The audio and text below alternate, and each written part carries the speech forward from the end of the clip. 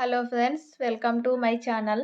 Today మనం 15th September 2025కి సంబంధించిన important current అఫైర్స్ని ఈ వీడియోలో డిస్కస్ చేద్దాము. మా ఛానల్ని కనుక ఫస్ట్ టైం చూస్తున్న వాళ్ళుంటే వీడియోని లైక్ చేసి ఛానల్ని సబ్స్క్రైబ్ చేసుకోండి.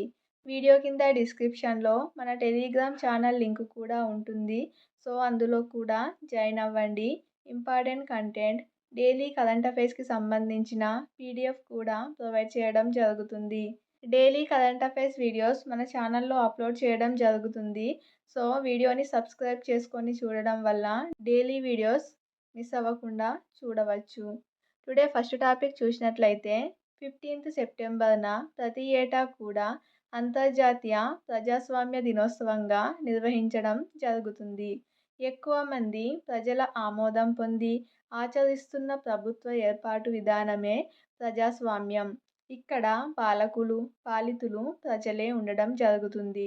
ఇంతటి విశిష్ట ప్రజాస్వామ్య విలువల గురించి ప్రజలందరికీ తెలియజేసే లక్ష్యంతో ఏటా సెప్టెంబర్ 15న అంతర్జాతీయ ప్రజాస్వామ్య దినోత్సవంగా, ఇంటర్నేషనల్ డే ఆఫ్ డెమోక్రసీగా నిర్వహించడం జరుగుతుంది. సో ఈ ఇంటర్నేషనల్ డే ఎప్పటి నుంచి నిర్వహించడం జరుగుతుంది అనేది హిస్టారికల్ బ్యాక్గ్రౌండ్ కనుక చూసినట్లయితే 1997 సెప్టెంబర్ 11 నుంచి 15 వరకు ఈజిప్టులోని కైరోలో ఇంటర్ పార్లమెంటరీ యూనియన్ ఐపియు 98వ సమావేశం జరిగింది. ఈ సమావేశంలో చివరి రోజున ప్రజాస్వామ్యం, దానిని అనుసరించాల్సిన ప్రాముఖ్యతపై ఒక సార్వత్రిక ప్రకటన వెలువడింది. అప్పుడు ప్రపంచవ్యాప్తంగా ప్రజాస్వామ్యాన్ని బలోపేతం చేయడంతో పాటు అన్ని దేశాలు ప్రజాస్వామ్య పాలనను ప్రోత్సహించే లక్ష్యంతో ఐక్యరాజ్యసమితి జనరల్ అసెంబ్లీ ఏటా సెప్టెంబర్ 15ను అంతర్జాతీయ ప్రజాస్వామ్య దినోత్సవంగా జరుపుకోవాలని 2007లో తీర్మానించింది. 2008 నుంచి ప్రతి సంవత్సరం కూడా సెప్టెంబర్ 15ను ప్రజాస్వామ్య దినోత్సవంగా నిర్వహించడం జరుగుతుంది. సో ఇది హిస్టారికల్ బ్యాక్గ్రౌండ్. 2008 నుంచి నిర్వహించడం జరుగుతుంది. డేలకు సంబంధించి చాలా ఇంపార్టెంట్. ఏ డే ఏ రోజున నిర్వహించడం జరుగుతుంది. సో డే ఇంపార్టెన్స్ అనేవి చాలా ఇంపార్టెంట్, కంపల్సరీ. ఇలాంటివి 1-2 క్వశ్చన్స్ వస్తాయి కాంపిటేటివ్ ఎగ్జామ్స్లలో. అలాగే నెక్స్ట్ టాపిక్ చూసినట్లయితే అస్సాంలో భూకంపం. అస్సాంలోని కొన్ని ప్రాంతాల్లో రిక్టర్ స్కేలుపై 5.8 తీవ్రతతో భూకంపం నమోదైంది. అస్సాంలోని ఉదాల్గురి జిల్లాలో 5 కిలోమీటర్ల లోతులో భూకంప కేంద్రాన్ని గుర్తించడం జరిగింది. సో అస్సాంలో 5.8 తీవ్రతతో భూకంపం నమోదైంది. భూకంపాన్ని అధ్యయనం చేసే శాస్త్రాన్ని ఏమంటారు అనేది కామెంట్ చేయండి. అలాగే నెక్స్ట్ టాపిక్ చూసినట్లయితే వ్యర్థాలపై కేరళ గ్రీన్ ఆర్మీ యుద్ధం. గ్రీన్ ఆర్మీగా పిలుస్తున్న 37,000 మంది సుశిక్షిత హరిత కర్మసేన కార్యకర్తలు ఇండ్ల నుంచి వ్యర్థాలను సేకరించి సేంద్రియ ఎరువుల గుంతలకు తరలిస్తున్నారు.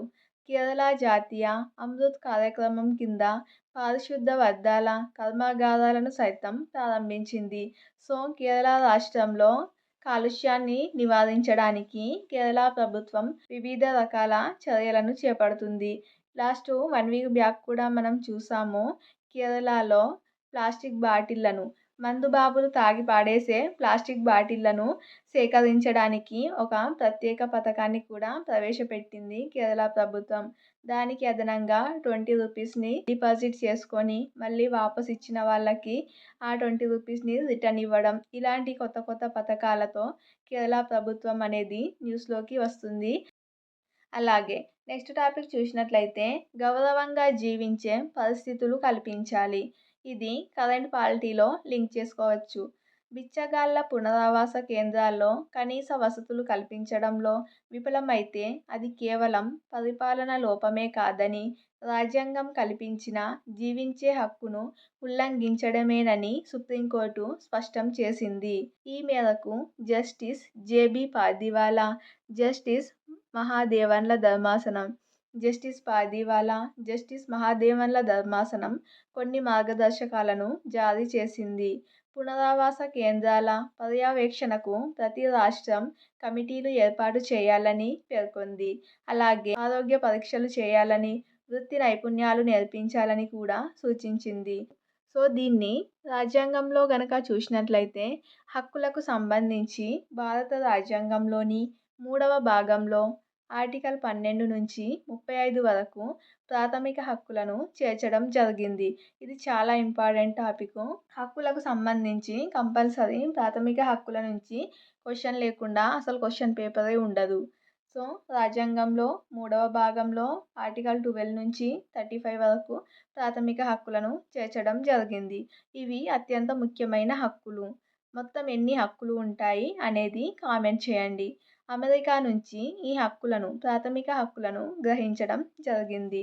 సో, మొత్తం ఫస్ట్ వచ్చేసి సమానత్వపు హక్కు. సమానత్వపు హక్కు అనేది ఆర్టికల్ 14 నుంచి 18 వరకు ఉంది. అలాగే సెకండ్ వన్ వచ్చేసి వ్యక్తి స్వేచ్ఛ, స్వాతంత్రపు హక్కు.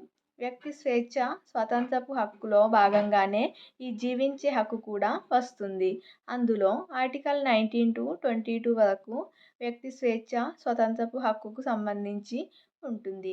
అందులో ఆర్టికల్ 21 చూసినట్లయితే జీవించే హక్కు. ఆర్టికల్ 21 అనేది జీవించే హక్కు.